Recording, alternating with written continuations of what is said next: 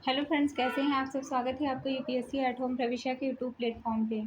हमारी जो मेंस की जो आंसर राइटिंग चल रही थी उसको हमने थोड़ा सा ब्रेक दे दिया है। जब तक आपका यूपीपीएससी का प्रीलिम्स का एग्ज़ाम नहीं हो जाता, उसके बाद में एग्ज़ाम होने के बाद में हम फिर से उस सीरीज़ को कंटिन्यू करेंगे। इसी के साथ साथ हमारी जो स्पेक्ट्रम की और जो लक्ष्मीकांत की जो सीरीज़ चल रही है वो रेगुलर बेसिस पे चल रही है। जिस किसी ने भी उसको नहीं देखा है वो जाके उसको देख सकते हैं। उसमें हम सबसे पहले चैप्टर कंप्लीट करते हैं, फिर उस चैप्टर से रिलेटेड हमारी जो नेक्स्ट वीडियो आती है उसमें हम 20 क्वेश्चन प्रीलिम्स के और 10 क्वेश्चन मेंस के पूरा डिटेल में कवर करते हैं। तो वो आपके मेंस के पॉइंट ऑफ व्यू से और प्री के पॉइंट ऑफ व्यू से और समझने के लिए भी बहुत ज़्यादा वो सीरीज़ इंपॉर्टेंट है, जिसमें हमने लक्ष्मीकांत के 20 चैप्टर और हमने स्पेक्ट्रम के 18 चैप्टर कंप्लीट कर लिए हैं। जिस किसी ने भी नहीं देखा है वो हमारी प्लेलिस्ट में जाके उसको देख सकते हैं। इसी के साथ साथ हमारी जो ये सीरीज़ चल रही है, हमने जो स्टार्ट किया है आपके प्रीलिम्स पे जो है बेस्ड पूरी जो सीरीज़ है, जिसमें हमने हिस्ट्री और पॉलिटी स्टार्ट की, साथ में हमने ज्योग्राफी भी साथ में स्टार्ट कर दिया है। ज्योग्राफी की भी टू टू जो है क्लास उसकी भी कंप्लीट हो गई हैं। हिस्ट्री और जो है पॉलिटी की कई क्लास हो गई हैं। जिस किसी ने नहीं देखा है हमारे प्लेलिस्ट में उसको देख सकते हैं। आज का जो चैप्टर है वो क्या है, आधुनिक भारत में शिक्षा एवं प्रेस का विकास। इसको हम पूरा डिटेल में कवर करेंगे। पहला क्वेश्चन क्या है, इससे संबंधित निम्नलिखित में से किसने ब्रिटिश सरकार को अनिवार्य प्राथमिक शिक्षा का उत्तरदायित्व अपने हाथों में लेने की मांग की थी। क्या पूछा गया है, निम्नलिखित में से किसने ब्रिटिश सरकार को निम्नलिखित में से जो है किसने ब्रिटिश सरकार को अनिवार्य प्राथमिक शिक्षा का उत्तरदायित्व अपने हाथों में लेने की मांग की थी। तो किसने की थी, गोपाल कृष्ण गोखले ने। गोपाल कृष्ण गोखले ने ब्रिटिश सरकार को अनिवार्य प्राथमिक शिक्षा का उत्तरदायित्व अपने हाथों में लेने की मांग की थी। नेक्स्ट क्या है, ये क्वेश्चन आपका जो है जो कि बहुत बार पूछा गया है, मोस्ट इम्पॉर्टेंट है। कलकत्ता में एशियाटिक सोसाइटी ऑफ बंगाल की स्थापना 1884 में किसने की थी। तो यह विलियम जोन्स ने की थी। इससे आपका जो है दूसरा क्या क्वेश्चन बन सकता है, इससे एक और क्वेश्चन बन सकता है कि विलियम जोन्स ने जो है किसकी स्थापना की थी। तो कलकत्ता में एशियाटिक सोसाइटी ऑफ बंगाल की स्थापना की थी। और क्वेश्चन क्या बन सकता है कि कब की गई, तो 1784 में की गई थी। इसको हम डिटेल में कवर करेंगे। एशियाटिक सोसाइटी की स्थापना 15 जनवरी 1784 में विलियम जोन्स ने कोलकाता स्थित फोर्ट विलियम में की थी। इसका उद्देश्य क्या था, प्राच्य अध्ययन को बढ़ावा देना था। एशियाटिक सोसाइटी की स्थापना के समय बंगाल का जो गवर्नर था, governor general Lord Warren Hastings थे। एशियाटिक सोसाइटी की जब स्थापना की गई है उस समय बंगाल के गवर्नर कौन थे, लॉर्ड वारेन हेस्टिंग्स थे। नेक्स्ट हम देखेंगे, भारत में प्राथमिक प्राच्यविद विलियम जोन्स थे। ये कौन थे, ये उच्चतम न्यायालय में न्यायाधीश थे। विलियम जो जोन्स थे वो इंग्लैंड में एक प्राच्य विद्वान और कवि के रूप में करियर के बाद कोलकाता में ब्रिटिश ईस्ट इंडिया कंपनी अदालत के न्यायाधीश के रूप में भारत सरकार आए थे। भारत की सरकार जो है आए थे। 15 जनवरी 1784 में एशियाटिक सोसाइटी की स्थापना इन्होंने ही की थी। नेक्स्ट हम देखेंगे, नेक्स्ट क्वेश्चन है, फोर्ट विलियम कॉलेज कलकत्ता के संदर्भ में कौन सा कथन सत्य है। इसके संदर्भ में जो है इसकी स्थापना 10 जून 1800 की को कलकत्ता के फोर्ट विलियम कॉम्प्लेक्स में हुई थी। ये गलत है। दूसरा क्या है, इसकी स्थापना का मुख्य उद्देश्य ब्रिटिश अधिकारियों को भारतीय भाषाओं की शिक्षा देना था। तो इसमें जो है क्या पूछा गया, कौन सा कथन सत्य है। तो दूसरा सही है। इसका हम पूरा जो है डिटेल में देखेंगे कि क्या है। फोर्ट विलियम कॉलेज की स्थापना कब की गई है, 10 जुलाई 1800 ईस्वी में लॉर्ड वेलिजली के द्वारा कलकत्ता में के फोर्ट विलियम कॉम्प्लेक्स में किया गया था। इसकी स्थापना का जो मुख्य जो उद्देश्य था वो क्या था, ब्रिटिश अधिकारियों को भारतीय भाषाओं की शिक्षा देना था। किंतु 1802 में डायरेक्टरों के आदेश पर यह कॉलेज बंद कर दिया गया, जिसकी जगह 1806 में इंग्लैंड में हेलेबरी में प्रशिक्षण प्रारंभ किया। नेक्स्ट क्वेश्चन क्या है, निम्नलिखित कॉलेजों में से सर्वप्रथम किसकी स्थापना की गई। तो सबसे पहले जो है किसकी, हिंदू कॉलेज की स्थापना की गई। कहाँ पे, कलकत्ता में। राजा राम मोहन राय ने 1817 में डेविड हेयर एवं एलेक्जेंडर डफ के साथ मिलकर कोलकाता में हिंदू कॉलेज की स्थापना की। हिंदू कॉलेज अंग्रेजी शिक्षा के प्रचार में सहायता करने वाली एक प्रथम संस्था थी। इसने अंग्रेजी शिक्षा में प्रचार करने वाली जो है ये हिंदू कॉलेज जो क्या था, ये पहली ऐसी संस्था थी। दूसरा क्या है, अन्य कॉलेजों की स्थापना इस प्रकार से हुई, जैसे मेयो कॉलेज 1875 में, मुस्लिम एंग्लो ओरिएंटल कॉलेज की स्थापना 1875 में, दिल्ली कॉलेज की स्थापना 1824 में, जिसे आप जो है तथा जो है Baptist mission college Serampore 1818 में स्थापित किया गया। नेक्स्ट हम देखेंगे सूची 1 को सूची 2 से सुमेलित करना है। इसमें हम क्या देखेंगे, पहला क्या है, जोनाथन डंकन। जोनाथन डंकन जो है ये इन्होंने किसकी स्थापना की, संस्कृत कॉलेज बनारस की स्थापना की। इसके पहले जो हमने चैप्टर कंप्लीट करवाया है उसमें भी हमने इस क्वेश्चन को देखा है। जिस किसी ने भी उसको नहीं देखा है वो हमारी प्लेलिस्ट में जाके देख सकते हैं। दूसरा क्वेश्चन क्या बनता है इससे, दूसरा मैचिंग में क्या है कि सर विलियम जोन्स, यह जो किससे संबंधित है, इनका संबंध एशियाटिक सोसाइटी बंगाल से संबंधित था। वॉरेन हेस्टिंग्स का संबंध जो है किससे है, कलकत्ता कलकत्ता मदरसे से संबंधित है। और जो है विलियम बेंटिक का संबंध किससे है, यह जो है कलकत्ता मेडिकल कॉलेज से संबंधित है। नेक्स्ट हम देखेंगे 18वीं सदी के अंत में भारत में अंग्रेजी भाषा शिक्षण व्यवस्था हेतु स्कूलों की श्रृंखला निर्माण पर विचार करने वाला प्रथम व्यक्ति कौन था। तो कौन जो है प्रथम व्यक्ति थे, ये थे चार्ल्स ग्रांट। 18वीं सदी के अंत में भारत में अंग्रेजी भाषा शिक्षण व्यवस्था हेतु स्कूलों का जाल बिछा देने का विचार सर्वप्रथम ईस्ट इंडिया कंपनी के एक सिविल सेवक चार्ल्स ग्रांट के मन में आया। उसने शिक्षा के प्रचार के लिए अंग्रेजी भाषा को ही सबसे उपयुक्त माध्यम बताया। वास्तव में अंग्रेजी शिक्षा की अग्रिम रूपरेखा का निर्माण चार्ल्स ग्रांट ने ही किया था, इसलिए उसे भारत में आधुनिक शिक्षा का जन्मदाता जाना जाता है। अब आपसे ये क्वेश्चन पूछा जाता है कि भारत में आधुनिक शिक्षा के जन्मदाता किसे माना जाता है, तो ये जो है माना जाता है किसको, चार्ल्स ग्रांट को। नेक्स्ट क्या है, नेक्स्ट क्वेश्चन है कि भारत की शैक्षणिक नीति में फिल्ट्रेशन थ्योरी के प्रतिपादक कौन थे। फिल्ट्रेशन थ्योरी के प्रतिपादक थे मैकाले। फिल्ट्रेशन थ्योरी क्या थी, इसको हम डिटेल में देखेंगे कि भारत में शैक्षणिक नीति में फिल्ट्रेशन सिद्धांत के प्रतिपादक लॉर्ड मैकाले थे। मैकाले ने इसके तहत अधोगामी निस्यंदन का सिद्धांत टेनफोर्ड फिल्ट्रेशन थ्योरी दिया, जिसके तहत भारत के उच्च और मध्यम वर्ग के एक छोटे से हिस्से को शिक्षित करा, मतलब जो है शिक्षित करना था। इनका उद्देश्य क्या था कि भारत के जो है एक उच्च और मध्यम वर्ग के एक छोटे से जो है हिस्से को शिक्षित करना, ताकि जो है ऐसा वर्ग तैयार हो और जो रंग और खून से भारतीय हो, लेकिन विचारों नैतिकता तथा बुद्धिमत्ता में ब्रिटिश हो। मैकाले ने भारत के साहित्य के बारे में बोला कि यूरोप के एक अच्छे पुस्तकालय की अलमारी का केवल एक भाग ही भारत अरब के संपूर्ण साहित्य के बराबर है। नेक्स्ट क्वेश्चन हम देखेंगे, नेक्स्ट क्वेश्चन क्या है, यूरोप के एक अच्छे पुस्तकालय की अलमारी का केवल एक भाग ही भारत और अरब के संपूर्ण साहित्य के बराबर है। यह कथन किसका है, तो यह कथन है लॉर्ड मैकाले का, अभी हमने देखा था। वर्ष 1935 में लॉर्ड मैकाले ने अपना प्रसिद्ध स्मरण पत्र प्रस्तुत किया, जिसे लॉर्ड विलियम बेंटिक ने स्वीकार कर लिया। अंग्रेजी शिक्षा अधिनियम 1935 प्रस्तुत किया गया, जिसमें स्कूल और कॉलेज स्तर पर अंग्रेजी भाषा को शिक्षा का माध्यम बनाया गया। नेक्स्ट क्वेश्चन हम देखेंगे, निम्नलिखित में से किस बंगाली लेखक ने प्रथम बार यह सुझाव दिया कि हिंदी को भारत की राष्ट्रीय भाषा के रूप में अपनाया जाए। तो ये दिया है भूदेव मुखर्जी ने ये सुझाव दिया है कि हिंदी को क्या किया जाए, यह जो है राष्ट्रीय भाषा के रूप में अपनाया जाए।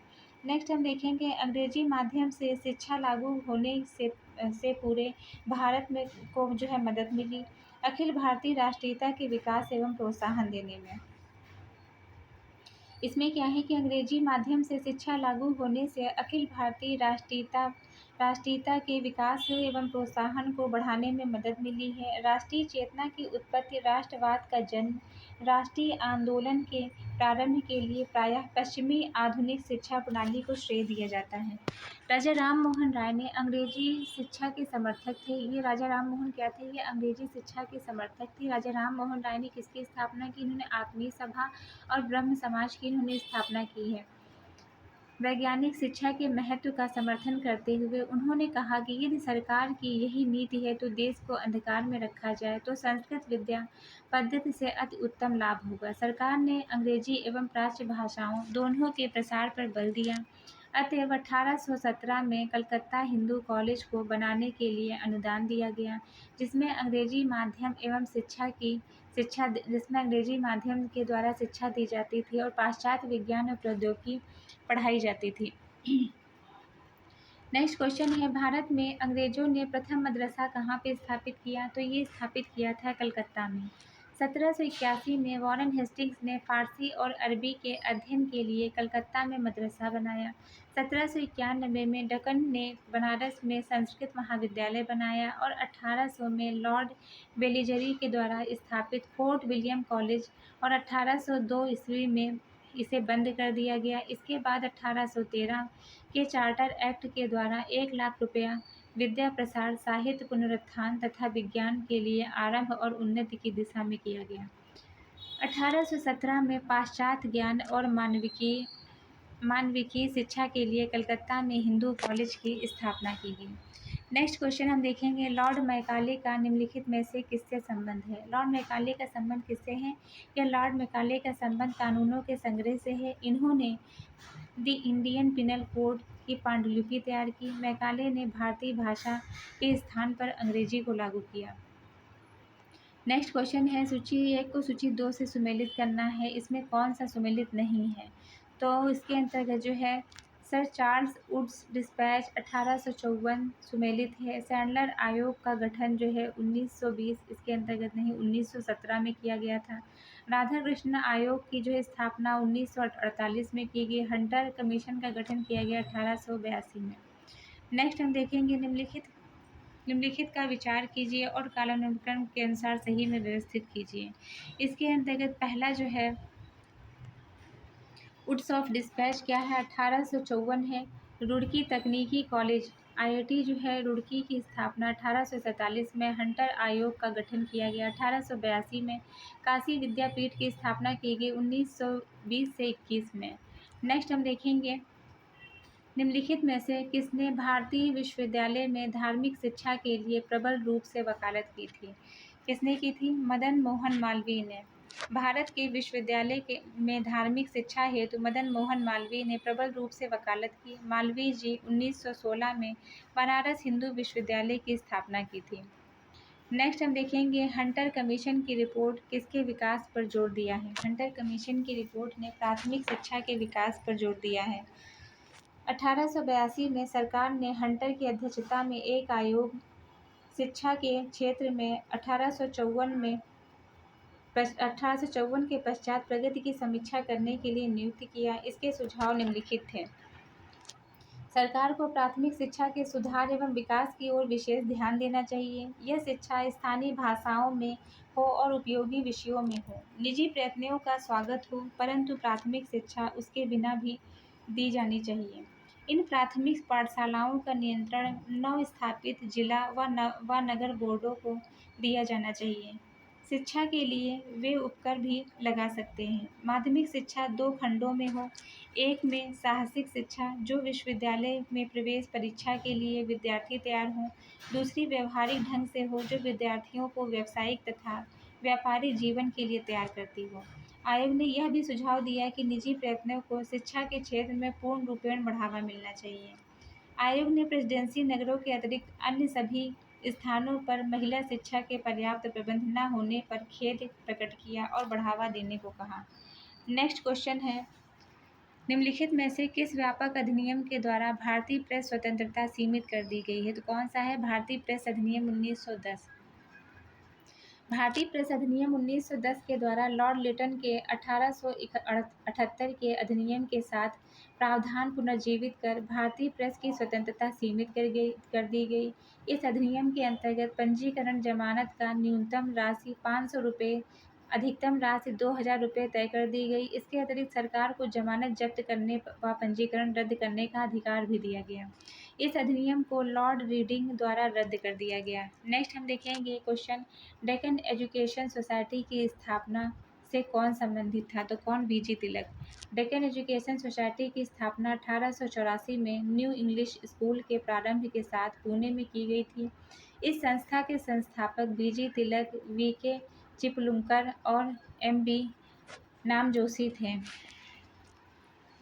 नेक्स्ट क्वेश्चन है, कलकत्ता विश्वविद्यालय आयोग जिसकी नियुक्ति 1917 में हुई थी को किस अन्य नाम से जाना जाता है? तो इसे किस नाम से जानते हैं? इसे सैंडलर आयोग के नाम से जानते हैं। नेक्स्ट क्वेश्चन क्या है, भारत में प्रथम भारतीय महिला विश्वविद्यालय की स्थापना किसने की थी? तो यह की थी डी.के. कर्वे ने।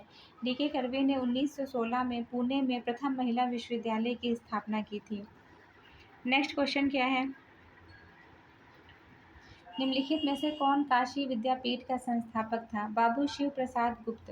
काशी विद्यापीठ के संस्थापक बाबू शिव प्रसाद गुप्त थे। 10 फरवरी 1921 को असहयोग आंदोलन के दौरान बाबू शिव प्रसाद गुप्त एवं भगवान दास ने मिलकर बनारस में काशी विद्यापीठ की स्थापना की। 1995 में इनका नाम बदलकर महात्मा गांधी विद्यापीठ कर दिया गया। नेक्स्ट हम देखेंगे 1857 में भारत में विश्वविद्यालय की स्थापना के समय इंग्लैंड के किस विश्वविद्यालय को प्रतिमान के रूप में लिया गया है? तो किसको जो है, लंदन को। वुड के घोषणा पत्र की दूसरी योजना विश्वविद्यालय की स्थापना से संबंधित थी। सर्वप्रथम कलकत्ता एवं बम्बई आगे चलकर मद्रास और अन्य स्थानों में विश्वविद्यालय की स्थापना का प्रस्ताव रखा गया। ये विश्वविद्यालय लंदन विश्वविद्यालय के नमूने पर स्थापित किए गए थे, जिनका मुख्य कार्य था परीक्षाएं लेना और उपाधियां देना। नेक्स्ट क्वेश्चन है, भारतीय विश्वविद्यालयों की स्थिति पर जांच पड़ताल करने के लिए 1902 में नियुक्त आयोग के अध्यक्ष कौन थे? तो अध्यक्ष थे थॉमस रेले। 1901 में कर्जन ने भारत के उच्चतर शिक्षा एवं विश्वविद्यालय अधिकारियों का एक सम्मेलन शिमला में बुलाया। शिमला में पारित प्रस्ताव शिमला प्रस्ताव के नाम से प्रसिद्ध हुआ। शिमला प्रस्ताव की तीखी आलोचना से विवश होकर कर्जन ने 1902 में थॉमस रेले की अध्यक्षता में विश्वविद्यालय आयोग की स्थापना की, जिसका मुख्य उद्देश्य क्या था? विश्वविद्यालयी शिक्षा की जांच पड़ताल करना और अपनी रिपोर्ट देना। रैली कमीशन की रिपोर्ट के आधार पर ही भारतीय विश्वविद्यालय अधिनियम 1904 पारित किया गया। नेक्स्ट क्या है? निम्नलिखित समाज सुधारकों में कौन संस्कृत भाषा के प्रवीणता के लिए जाना जाता है? किसे जो है, दयानंद सरस्वती, ईश्वरचंद्र विद्यासागर, राजा राम मोहन राय, उपयुक्त सभी। स्वामी दयानंद सरस्वती, राजा राम मोहन राय, कलकत्ता के संस्कृत कॉलेज के आचार्य ईश्वरचंद्र विद्यासागर की संस्कृत की प्रवीणता के लिए जाने जाते हैं। नेक्स्ट क्या है? भारतीय सिविल सेवा के संदर्भ में निम्नलिखित में से कौन सा कथन सही है? पहला, भारत सरकार अधिनियम 1919 में भारतीय सिविल सेवा के लिए एक अलग परीक्षा का प्रावधान किया गया जो भारत में होनी थी। दूसरा है, भारतीय सिविल सेवा 1941 में भारतीयों का प्रतिशत यूरोप वासियों से अधिक था। तो इसमें क्या है? दोनों ही कथन सही हैं। भारत सरकार अधिनियम 1919 द्वारा एक लोक सेवा आयोग के गठन की बात की गई है। इसका गठन 1926 में किया गया है। इसी अधिनियम के तहत पहली बार ICS परीक्षा ब्रिटिश सिविल सेवा आयोग के अधीन 1922 में इलाहाबाद में आयोजित की गई। 1941 में भारतीय सिविल सेवा परीक्षा में यूरोपीय प्रतिभागियों के उत्तीर्ण होने की संख्या भारतीयों की अपेक्षा कम हो गई। नेक्स्ट हम देखेंगे, लाहौर में दयानंद एंग्लो वैदिक कॉलेज की स्थापना किसने की थी? तो यह की थी लाला हंसराज ने। आर्य समाज के अनुयायी लाला हंसराज ने लाहौर में सन 1886 में दयानंद एंग्लो वैदिक कॉलेज की स्थापना की। श्रद्धानंद ने 1902 में हरिद्वार में एक गुरुकुल कांगड़ी स्थापित किया, जहां वैदिक शिक्षा प्राचीन पद्धति से की जाती थी। उसी के नमूने पर कई अन्य स्थानों में गुरुकुल बनाए गए हैं। नेक्स्ट क्वेश्चन हम देखेंगे, किस गवर्नर जनरल ने भारत में प्रथम बार सिविल सेवाओं को परिवर्तित किया था? किसने किया था? ये किया था लॉर्ड कॉर्नवालिस ने। Lord Cornwallis fort William presidency के गवर्नर जनरल थे। इन्होंने 1793 ईस्वी में बंगाल में स्थायी बंदोबस्त के रूप में एक नई राजस्व पद्धति की शुरुआत की। उसने 1793 में प्रसिद्ध कॉर्नवालिस कोड का निर्माण कराया। कॉर्नवालिस कोड शक्तियों के पृथक्करण पर आधारित था। उसे भारत में सिविल सेवा का जनक माना जाता था। उसके काल में अंग्रेजों और टीपू सुल्तान के बीच तीसरा एंग्लो मैसूर युद्ध हुआ। नेक्स्ट क्वेश्चन क्या है? इंडियन सिविल सर्विस परीक्षा में उत्तीर्ण होने वाले प्रथम भारतीय कौन थे? तो ये थे Satyendra Nath Tagore. Indian civil services परीक्षा में उत्तीर्ण होने वाले पहले भारतीय सत्येंद्र नाथ टैगोर थे। इनका जन्म 1 जून 1842 कोलकाता में हुआ था। ये रविन्द्रनाथ टैगोर के बड़े भाई थे। सन 1864 में सिविल सेवक के रूप में नियुक्त हुए थे। फिर क्या है? बनारस में केंद्रीय हिंदू विश्वविद्यालय की स्थापना किसके द्वारा की गई थी? तो ये की गई थी एनी बेसेंट के द्वारा। बनारस में 1898 में केंद्रीय हिंदू विश्वविद्यालय की स्थापना की गई। स्थापना इन्हीं बेसेंट के द्वारा की गई। नेक्स्ट क्या है, निम्नलिखित विश्वविद्यालय में जिसकी स्थापना 1916 में हुई थी वो कौन सा था? बनारस हिंदू विश्वविद्यालय था। बनारस हिंदू विश्वविद्यालय की स्थापना 1916 में की गई, मदन मोहन मालवीय द्वारा की गई। इसका उल्लेख कलकत्ता विश्वविद्यालय की उल्लेखनीय है कि कलकत्ता विश्वविद्यालय की स्थापना 1857 ईस्वी में मद्रास, बम्बई और विश्वविद्यालय के साथ ब्रिटिश सरकार के द्वारा किया गया था। इन तीनों विश्वविद्यालय की स्थापना चार्ल्स वुड डिस्पैच 1854 की सिफारिशों के आधार पर किया गया। इलाहाबाद विश्वविद्यालय की स्थापना 1887 में और अलीगढ़ विश्वविद्यालय की स्थापना 1920 में की गई है। नेक्स्ट हम देखेंगे निम्नलिखित में से कौन सा सही सुमेलित है। इसके अंतर्गत Lord Wellesley censorship of press act से संबंधित हैं।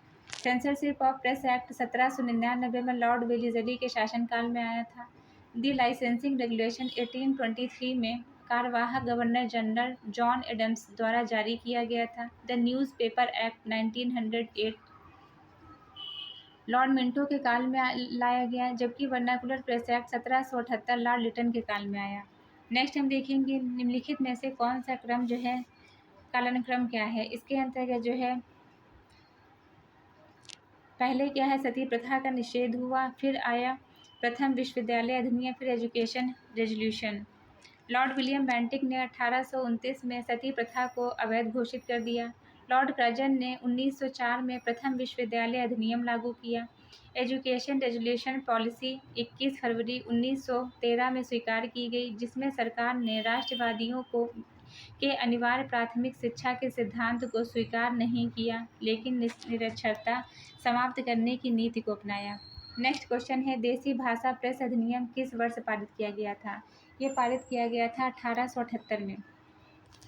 देशी भाषा प्रेस अधिनियम 1878 में लॉर्ड लिटन के कार्यकाल में पारित हुआ था। इस अधिनियम के माध्यम से सरकार ने भारतीय भाषा के समाचार पत्रों को अधिक नियंत्रण में लाने का प्रयत्न किया। इसे राजद्रोही लेखों को दबाने और दंडित करने का सफल अस्त्र बनाया। इस अधिनियम को मुंह बंद करने वाला अधिनियम कहा गया। इस अधिनियम का सबसे घिनौना पक्ष यह था कि इसके अनुसार देसी भाषा अंग्रेजी भाषा के समाचार पत्र में भेदभाव किया गया। इसमें अपराधी को अपील करने का अधिकार नहीं दिया गया। इस अधिनियम के अंतर्गत लॉर्ड रिपन के द्वारा 1882 में इसे रद्द कर दिया गया।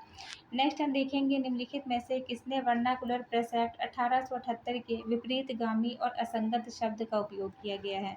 इससे जो है अर्स्काइन पेरी के द्वारा जो है वर्नाकुलर प्रेस एक्ट 1778 के द्वारा भारतीय भाषा के समाचार पत्र को प्रतिबंधित कर दिया गया था। इसके अंतर्गत अर्स्कान पेरी ने, जो भारतीय परिषद के एक सदस्य थे, इस अधिनियम को विपरीतगामी, असंगत और भारत की भावी प्रगति के लिए घातक बताया है।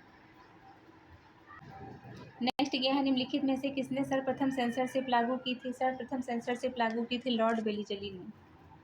सर्वप्रथम लॉर्ड वेलीजली ने भारतीय प्रेस में स्वतंत्रता को सीमित करने के लिए 1799 में फ्रांस से युद्ध की पृष्ठभूमि से लेकर प्रेस का सेंसर वेलीजली के द्वारा लगाया गया था। प्रकाशित होने वाली किसी भी सामग्री को पहले सेंसर के लिए सरकारी सचिव के पास जमा करना होगा। नेक्स्ट हम देखेंगे निम्नलिखित में से जो है जिन्होंने वर्नाकुलर प्रेस एक्ट का निरसन किया था वह कौन थे? वह लॉर्ड जो है रिपन थे।